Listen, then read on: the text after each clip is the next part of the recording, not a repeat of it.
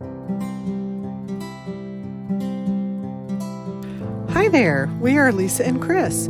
Please join us aboard our main ship 390, Cool Beans, as we cruise America's Great Loop.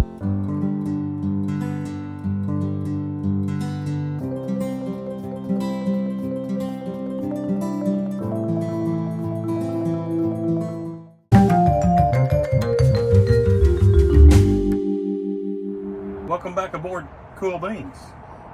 Tonight we're going to work on the question and answer video. Sorry for the delay. On days that we travel, we haven't really felt like putting this video together. Days when we're in marinas, we just left St. Augustine. We're enjoying the town. We're enjoying the places that we're visiting. But tonight we sat down and we're going to get started on the Q&A. All right, first question. The first few questions are about the loop itself. So Josh B wants to know, looks like y'all are from North Texas. I live in Southeast Texas. How did y'all get interested in doing the loop?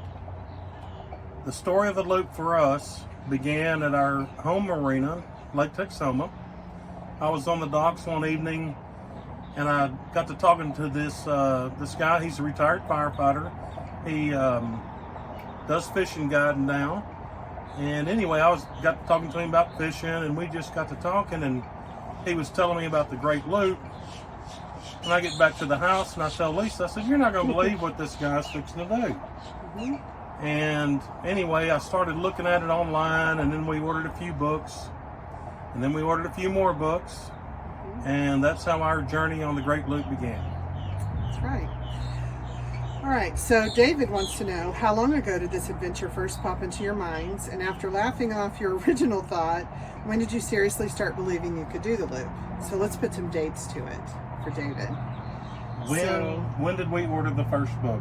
May of 2020. So May of 2020, we ordered the first book. So probably just a few months before that, or maybe even weeks before that, is when I was talking to the fishing guide there at Lake Texoma. And when did we believe we could seriously do it? I'm not sure the date of that exactly. I know we went to a Looper conference, and at one point, Lisa came to me and said, "Let's do it." And I kind of thought she was kidding, and I just, okay, let's do it. That's right. Team Fish On 361 says, my question is, what did you do for a living, and how long from the thought of doing the loop to purchasing the boat did it take? So I can answer what I did for a living. I was in finance for 30 plus years. I was in education, teaching for 28 years. And how long from the thought of doing the loop to purchasing the boat? It was about 2.5 years. It took us to find the boat, really. Took us maybe a little bit less than that, but once we went to the Looper conference, we looked at boats that weekend, not seriously, and then probably 6 months after that, we really got serious about looking for a boat. Yep. Okay, John B wants to know, what percentage of the loop is intercoastal, rivers, lakes versus open ocean? I love this question. I do not know the answer, but I will get that because I'm curious myself. Thus far, it's been mostly intercoastal, with the exception of the Gulf of Mexico. We spent most of our time offshore because the water was so smooth and calm, whereas inshore in the intercoastal, tons of boat traffic, and you get shoaling and different kind of obstructions. That's where you're going to find your crab pots. But we will get back to you on that question because that is a fantastic question.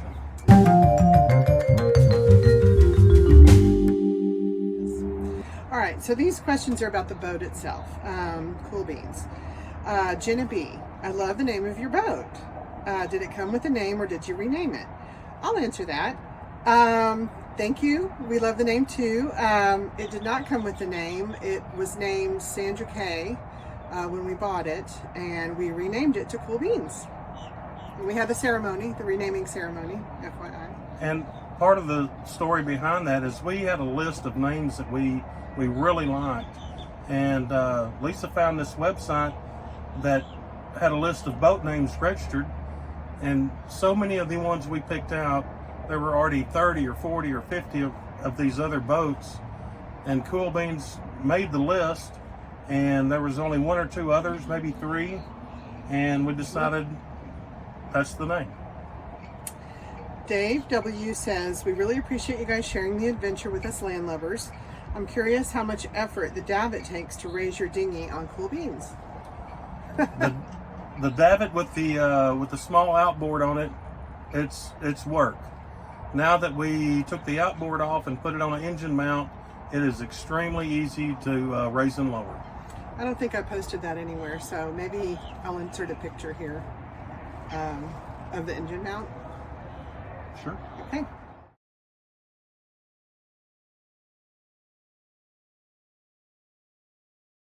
All right, the next few questions are all about the same topic. I'm going to read the questions, all of them, and then you can answer. Well, let's go one at a time. Well, they're all about the same thing. Okay. Mark C. says, GreatLooper here. I noticed you steering your boat all the time. No autopilot, or do you prefer to steer as you follow your flotilla? Patrick H. says, I was about to make the same comment as I noticed the hand steering. Hard to do that for 24 hours. And Peter in Syracuse says, enjoyed watching your trip. Hope to do the same soon. It appears you don't have autopilot on the boat. Was this a deliberate decision that you felt an autopilot was unneeded? Do you still feel the same after your Gulf crossing? All great questions. The story behind the autopilot is during the survey, we knew we had an issue. Originally, the surveyor thought that maybe the compass was mounted incorrectly. We found out that was not the case. The control unit or the brain of the autopilot was bad, and that came from a electronic expert.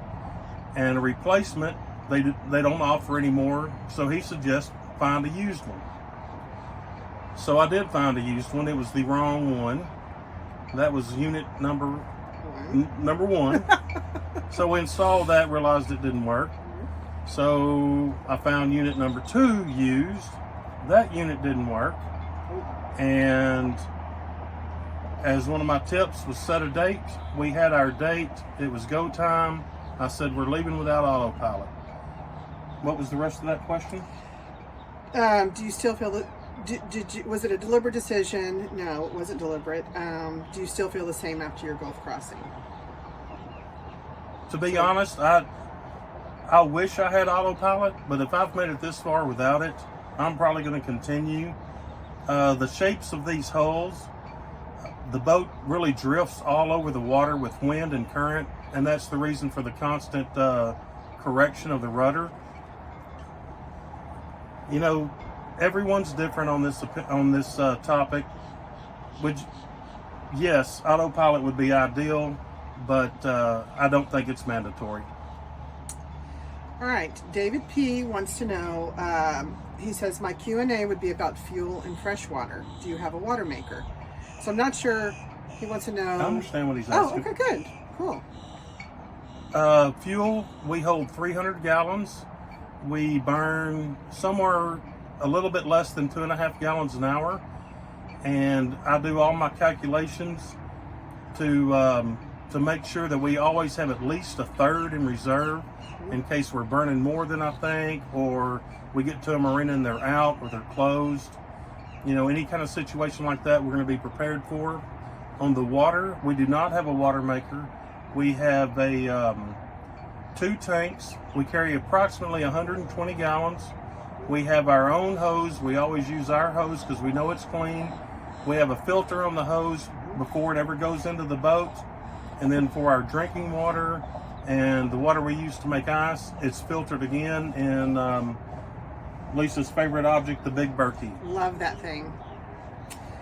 Yep. All right. And that's it. So we don't have a water maker. All right. Kelly P. says, do you spend every night on the boat, or have you stayed at other accommodations along the way? I'll answer that. Okay. Hi, Kelly. So far, every night we've stayed on our boat, but it's really funny. Initially, before we left for the loop, we thought, oh, well, maybe once a week we'll, when we're in a fun town, we'll get a hotel room and, stay, take a long hot shower, sleep in a big bed. We have not wanted to do that. I think once we gathered all of our belongings and moved down to Cool Beans before we left. We really made this our little home, and I don't want to leave. I don't feel any reason to leave. All our food's on board, our bed, all of our creature comforts are here, so we have not.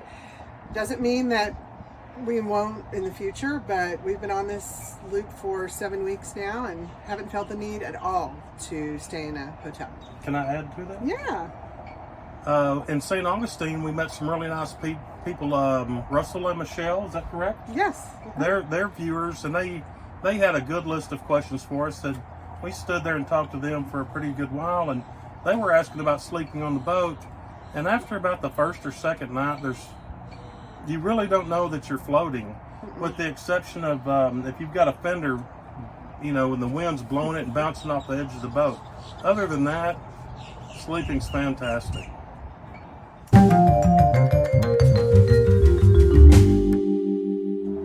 Okay, the next set of questions is about the crossing, the Gulf crossing. John Andrews says, on one of your future videos, can you explain why you maintain the slow speed during the crossing? Speed for us is all dependent on fuel economy. This boat will go maybe 12 knots top speed, and the fuel burn will be just astronomical. We normally travel at about 7.5, up to 8 knots, and we try to keep our boat below 1,800 RPMs because that's just where we're most efficient. And the night before the crossing, we had scheduled to leave at 2 o'clock. I don't remember which day, a Tuesday or Wednesday. Wednesday, 2 o'clock on Wednesday. We had a group of 3 boats, us and 2 others, planned to go, and I was going to be the slowest boat at 7.5 knots. Well, the evening before, another boat contacted us and wanted to cross with us, and they travel at 6 knots for the exact same reason, fuel economy and fuel efficiency. And we all agreed, sure, we're not going to leave this guy behind. We need to travel together, and there's safety in numbers in case someone has a engine problem or whatever. And that was the reason we crossed at 6 knots. We originally planned to leave at 2. That'll put us in Tarpon Springs at 11. Instead, we left about 12:45, and we got to Tarpon Springs about 12:45. Yep, 24 hours. All right. CS Ranch 2000 says, another great video. What was your fuel usage on the crossing? Probably approximately 55 gallons. Yeah. RA Ariel says, are the crab pots like a trot line or jug lines? There would be closer to a jug line. A crab pot is basically a basket with bait in it for the crabs to crawl in, and then a rope and a float's attached to them, and the float is what you see, on the surface of the water. What is the average depth for the Gulf crossing?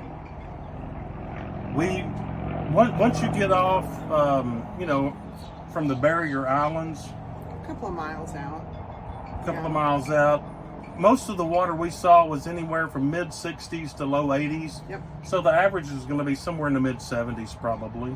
Yep, that sounds about right. And AR Ariel also wants to know, bridges and locks, are there tolls or fees? If there are fees, how do you pay? I'll answer that. There's no fees in the United States so far that we've come across. We've done, how many locks? I have no idea. 10, 15, 10, 15, I don't know. In Canada, there are fees though.